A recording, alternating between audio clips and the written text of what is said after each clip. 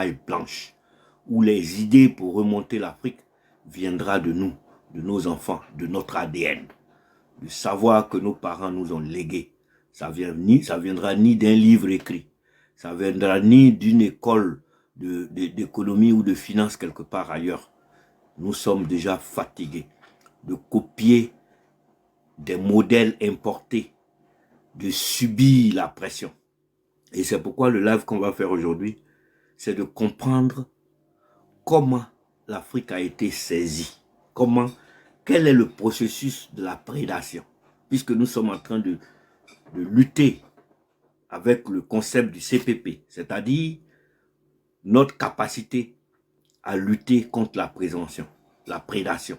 Parce que tout ce qu'on nous fait aujourd'hui, c'est un système de prédation. Il n'y a rien d'autre. Il n'y a rien d'autre. Parce que comme nous le rappelons, un pays a 3 leviers pour que les populations aient un bien-être. 3 leviers. Il n'y a pas d'autres leviers. Le premier levier, c'est le côté anthropologique. C'est-à-dire les humains qui vivent sur cette terre-là.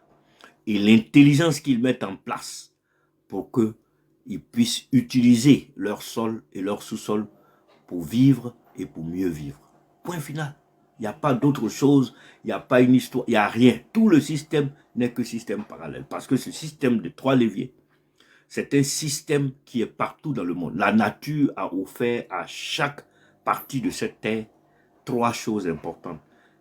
Les habitants qui habitent sur cette terre et leur intelligence, les sols qu'ils ont à leur disposition et les sous-sols qu'ils ont à leur disposition.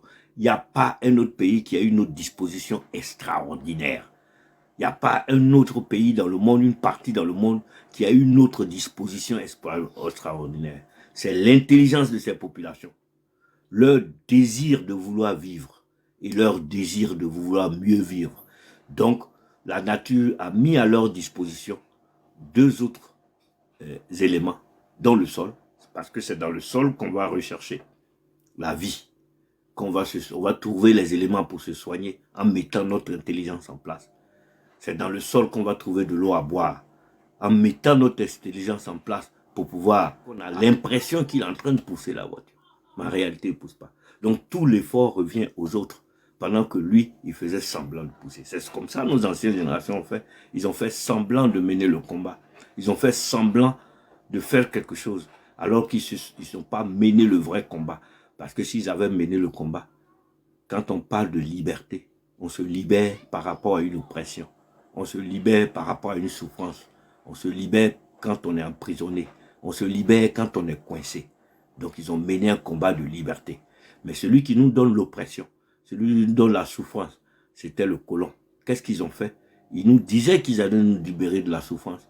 Et ils se sont alliés. Ils se sont alliés à celui qui nous donnait cette souffrance-là, à celui qui nous donnait la colonisation, à celui qui a fouetté nos ancêtres. Ils se sont alliés à lui pour nous donner une liberté. Allez-y comprendre cette phrase-là. Ça dit, la personne vient pour te libérer. Il dit, je suis le libérateur. Je viens pour te libérer. Il faut me supporter. Je suis le père de la libération. Je suis en train de faire le combat de la libération. Et il est allié avec celui qui te donne cette souffrance-là.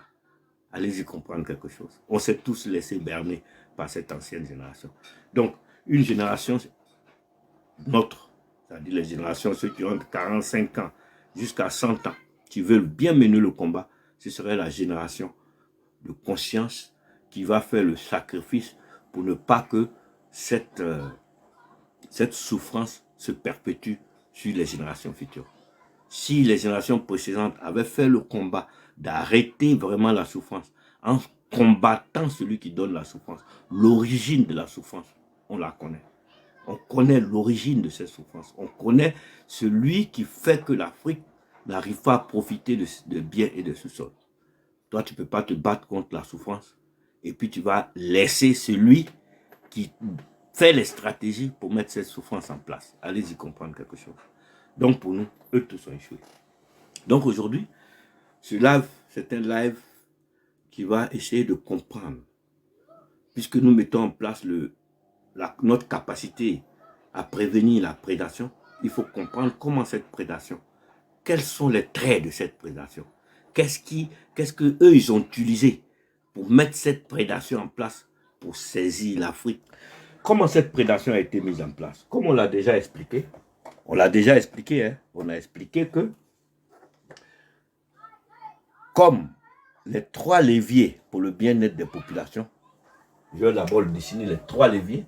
Tous ceux qui sont là n'ont qu'à regarder encore. La répétition est pédagogique. Voilà.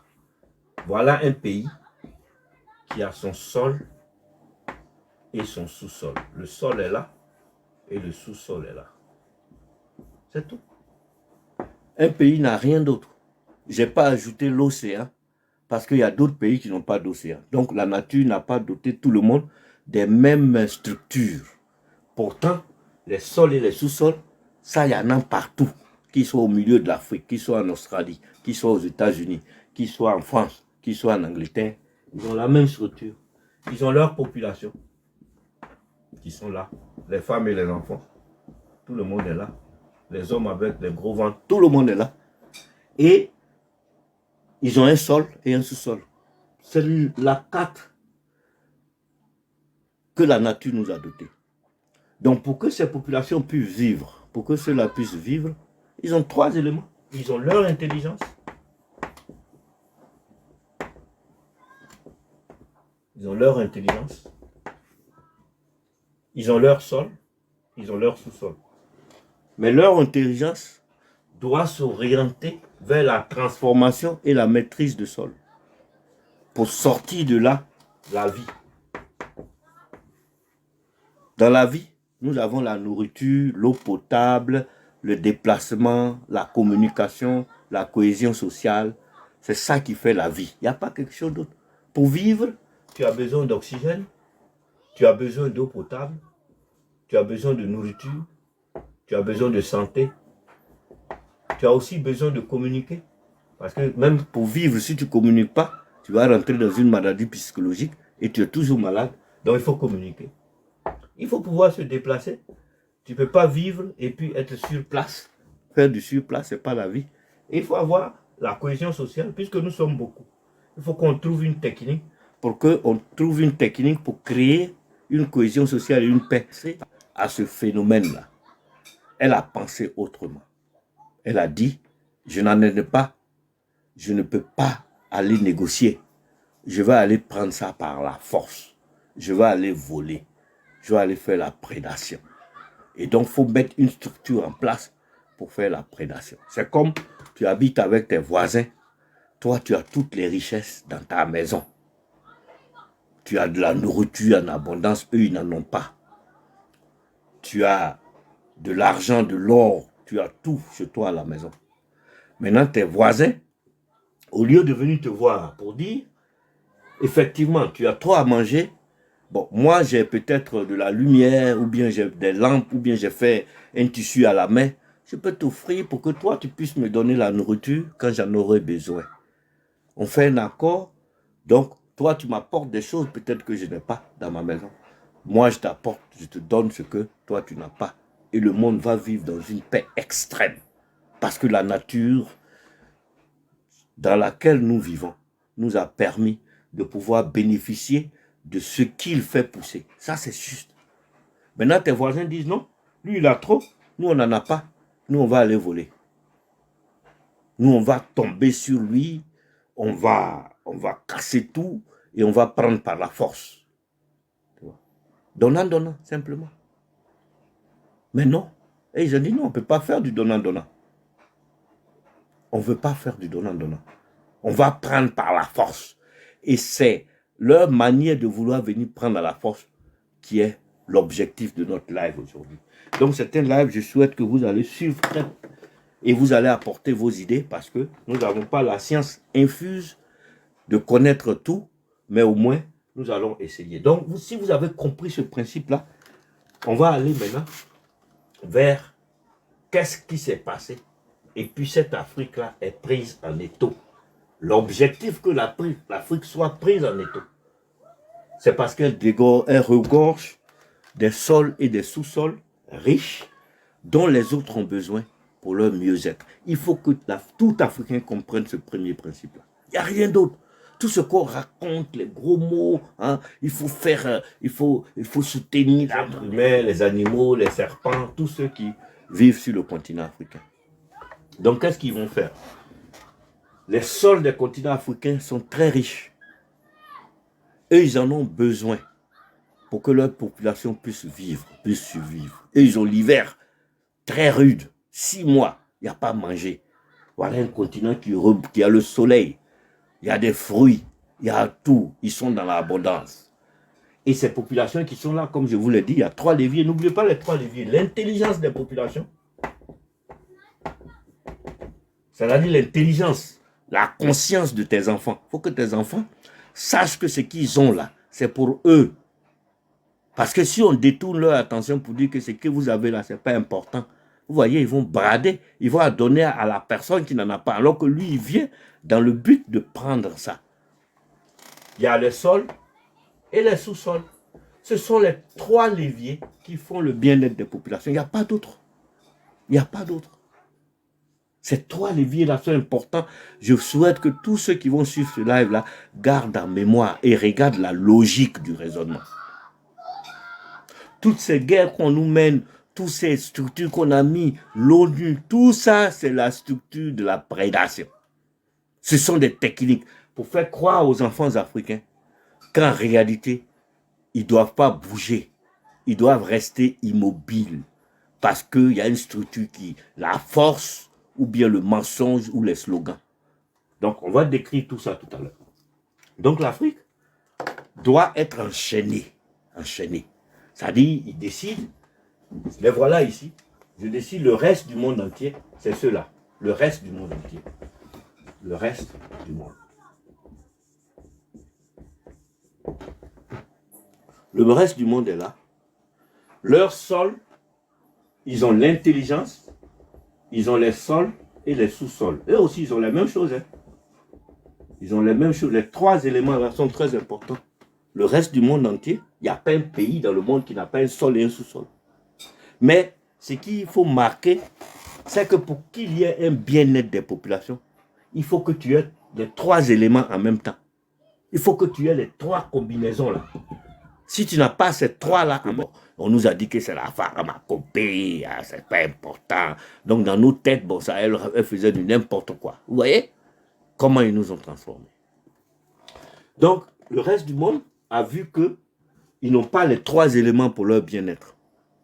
Ils ont peut-être l'intelligence, parce qu'ils devaient créer une technique pour explorer les sous-sols. Ils devaient créer une technique pour exploiter les sols. Donc ils ont mis en place une intelligence, créer des machines, des choses, ça. Ils ont mis cette intelligence-là en place. L'Afrique aussi avait cette intelligence, parce que les forgerons te fabriquaient du matériel. Hein. Ils faisaient de l'alliage, ils allaient rechercher, ils savaient ce que c'était que le fer. Tout l'or que nos rois et autres là portaient sur la tête. Regardez même les masques qui sont dans les musées. Regardez la précision avec laquelle on a taillé le bois. Ça va être du matériel. Ils n'ont pas taillé le bois avec les ongles. Donc c'est le forgeron qui a fabriqué ce matériel très précis qui a permis de tailler le bois et de faire tous ces masques jolis que nous voyons. Vous voyez? Donc l'Afrique avec l'intelligence. Donc pour faire la prédation, le reste du monde n'a pas voulu passer par un donnant-donnant. Ils ont voulu passer par le vol. Donc, la première des choses qu'il fallait mettre en place, il fallait abrutir cette population. Il fallait leur enlever la capacité de l'intelligence. Il faut leur enlever ça. Il faut leur enlever l'intelligence. Il faut leur faire douter d'eux-mêmes. Il faut permettre à eux d'orienter leur intelligence sur du pipeau.